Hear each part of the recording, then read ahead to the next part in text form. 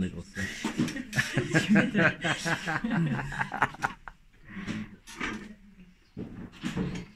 Ah, mais ça filme en plus? Non. Non, tu me mens. Ah si. Je vais installer, excuse-moi, je te remettrai tout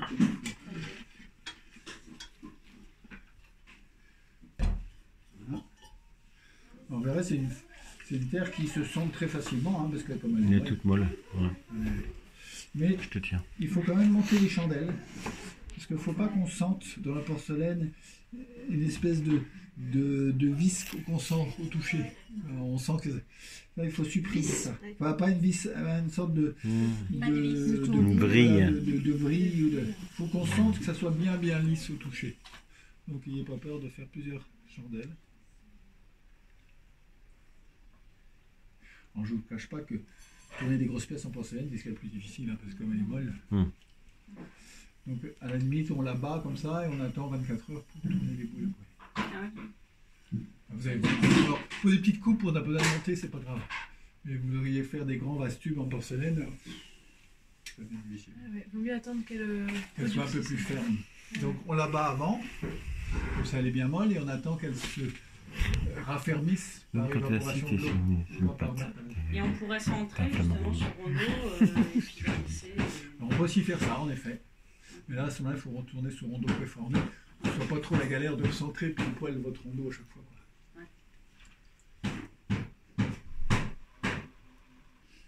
Voilà. Une petite chandelle. Donc là, la largeur du pied a peu d'importance. Il ne faut pas que ce soit trop large. Hein.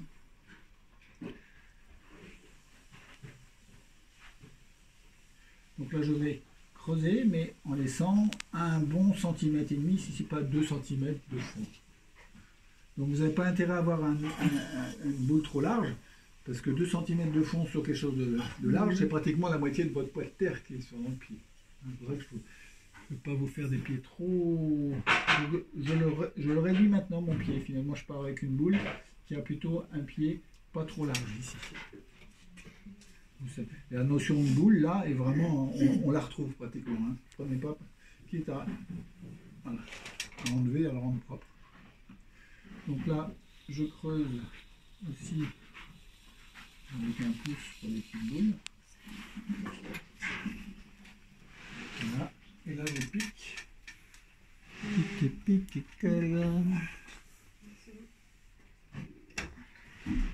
me rendre compte. Voilà, je suis peut-être un peu épais. Voilà. Je suis à 2 cm de... Oui, on va le faire un tout petit peu plus étroit. Guère plus. Hein.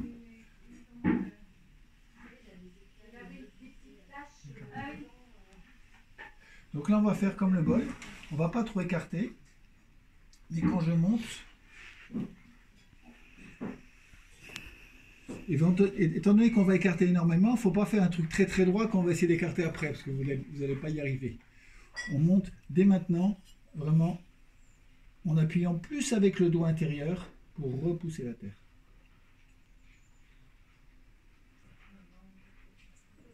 Donc c'est pas un cylindre, c'est vraiment déjà quelque chose de très ouvert.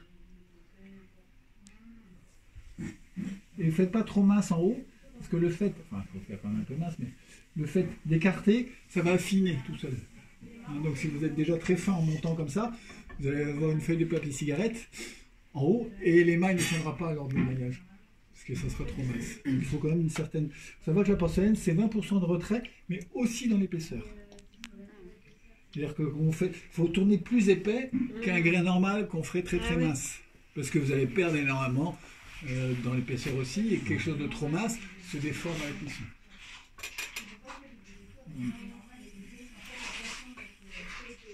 Et là, j'écarte.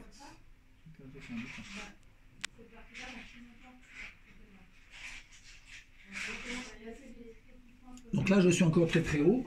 C'est là que je vais finir les steaks. Alors là, je vous conseille plutôt les steaks en plastique. Les steaks en plastique. La demi-lune en plastique. Là, là-bas.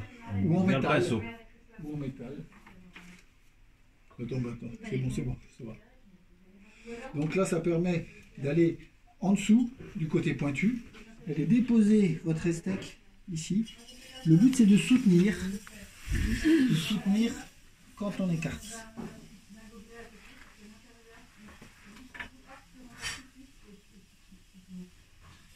On continue.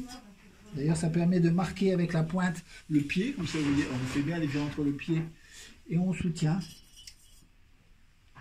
Bien. Et j'appuie là. Pour bien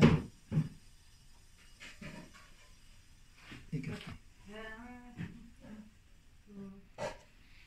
Alors si jamais vous allez avoir une petite bosse là, parce que c'est pas facile, c'est maintenant éventuellement, il ne faut pas attendre qu'elle soit entièrement finie pour le faire. On va appuyer alors du côté le moins rond possible, la petite bosse là, pour la faire descendre. Là j'appuie un petit peu mais je ne soutiens plus. J'ai soutenu quand j'avais besoin d'écarter. Là j'écarte plus, j'abaisse la pointe. Parce qu'on pourrait éventuellement mettre ça ici, mais s'il y a une bosse là, là, la bosse qui était à l'intérieur se retrouve en dessous. C'est pas très grave parce que je vais tourner. Là, une coupe, c'est vraiment très très important que l'intérieur soit nickel. Vous n'aurez pas besoin de la tournaser. C'est vrai que beaucoup de potiers qui font de la porcelaine, ils vont tournaser d'abord l'intérieur de la coupe pour la rendre bien lisse et après l'extérieur. Du coup, c'est un double tournasage. Si on peut éviter ça, c'est bien. C'est pour ça que moi, je préfère le faire comme ça. Je finis l'ouverture à l'esteak. Par le dessus. Et ça y est, elle est Tu finie. soutenais avec ton doigt en dessous? Alors, j'ai pas besoin de mettre parce que je suis un peu plus épais en bas et j'étais encore comme ça. Donc j'ai fait qu'écraser pour la rendre plus ouverte. Mais j'ai plus besoin de tirer la terre. Mais t'avais pas mis ton doigt en dessous. Là, j'ai mis les steaks quand j'ai écarté. Ouais. Et après, pour juste fermer, je ne fais qu'abaisser le tout, repousser la terre. Comme c'est une terre qui a beaucoup moins de consistance, quand vous appuyez à un endroit, ça fuit. Autant les grès, il faut appuyer, il faut forcer, et ça a du mal. Là, vous allez voir cette terre, vous appuyez un peu, la difficulté, c'est pas de se retrouver trop écarté. Parce que vous êtes trop écarté, vous appuyez, ça soutient un peu. Il y a un moment, ça tient, puis à un moment, pouf, ça s'affaisse. Si vous descendez trop bas, ça s'affaisse. D'accord. Alors, il y a aussi un autre truc à savoir, c'est que, surtout pour les terres fines, alors la porcelaine en particulier, quand elle sèche, elle se remonte un peu.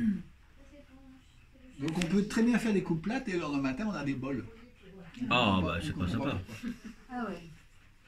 Donc en tenir compte. Donc pas vouloir tellement faire comme on voudrait que ça soit, mais être un peu plus bas, avec le risque que ça s'affaisse. Pour avoir des coupes plates comme ça.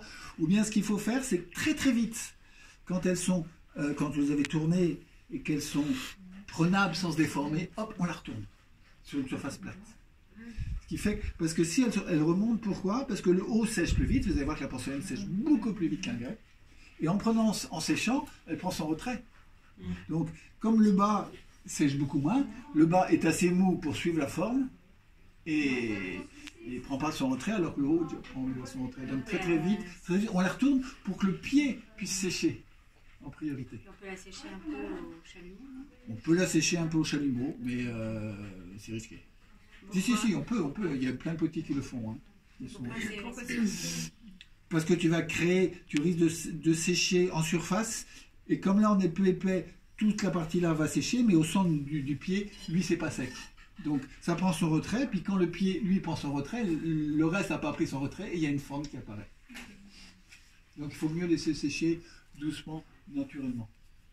Est-ce que sur la porcelaine, on peut faire du craquelage comme ça? Ah oui, tu peux Ouais, faire pareil. c'est possible. Il n'y a aucun problème.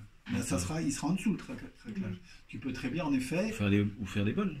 Ou à ce moment-là, on peut faire des bols. Ouais, Là, d'accord. au point de coupe, Ouais. c'est ça que je veux dire. Ah non, mais tu peux faire un bol, une porcelaine et un grès blanc. Hein. Mm. Surtout ça, c'est des grès porcelainiques, ils sont très très proches. Hein. D'accord. Le ressenti n'est pas le même au tournage, vous allez de suite voir. Hein.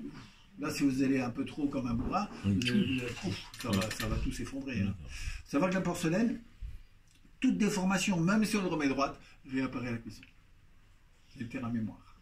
Donc il faut y aller tout doucement, la défaire sans la déformer, Et alors si elle se voile un tout petit peu, très vite on la retourne. On espère, comme elle est assez épaisse, que ça ne se déforme pas la cuisson. Mais moi j'ai une coupe sur deux en général se déforme la cuisson, dans un premier temps. Surtout avec les émaux de cristaux qui donnent du fondant, énormément de fondant à la terre.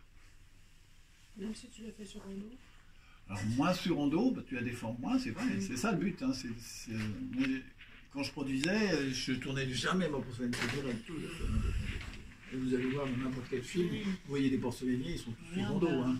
On l'a détaché, enfin dans le détaché direct. Alors à ce moment-là, éventuellement si c'est un rondeau, tu ne mets pas en plâtre, on passe le fil, ou bien on la défait, on la met sur l'étagère et on passe le fil. Comme ça on ne touche pas. Parce que si on passe le fil,